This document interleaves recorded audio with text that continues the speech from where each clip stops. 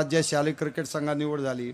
खेळायला गेलो, प्रॅक्टिकल सोडून दिलं, पुढे कॉमर्स जॉईन केलं आणि एफ वायला असतानाच पहिल्यांदा पुणे युनिव्हर्सिटी सलग 3 वर्षे मी नॅशनल खेळलो. ज्यावेळी सेकंड इयरला आम्ही वेस्ट झोन विनर होऊन ऑल इंडियाला चेन्नईला गेलो, त्यावेळेस दिलं फक्त 10 विद्यापीठ आम्ही दिलं त्या ठिकाणी चेन्नईला होते. आम्ही फायनलला हरलो, त्यावेळी नाबाद 18 आणि 1 विकेट, आणि ज्याची विकेट मी घेतली. संध्याकाळीच 22 वर्षाखालील भारतीय संघाची निवड घोषणा होणार होती. मला अपेक्षा होती आपली निवड होईल, कारण खूप चांगला परफॉर्मन्स माझा होता, पण माझी निवड झाली नाही. पण ज्याची विकेट घेतली होती तो भारतीय संघाचा कर्णधार झाला होता, मनोज प्रभाकर.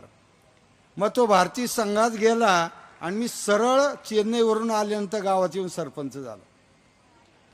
आणि सरपंच झालो पुतण्या पब्लिक स्कूलला शिकलेला, आजोळ पुण्यातलं.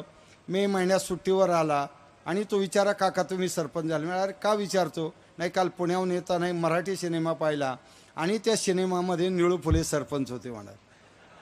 मग मात्र खूप मोठा धक्का बसला की आमचा सरपंच आणि पाटील कसा रंगावला. खरं हा किस्सा मी सोलापूरला एका कार्यक्रमामध्ये ज्यावेळी त्या स्टेजवर निळू फुले साहेब पण होते, बोललो, एवढे खतकन हसले. ते अरे ज्यावेळी माणुसकी माणसामध्ये होती त्यावेळी माणसं शिकलेली नव्हती, निसर्ग आणि सामाजिक भान ठेवायचे, त्याला करमणुकीचं साधन नव्हतं, म्हणून त्याचा सरपंच मी केला. आता मी तुझ्या गावात येईल, 4 दिवस राहील आणि तुझा सरपंच व्यासपीठावर घेऊन जाईल.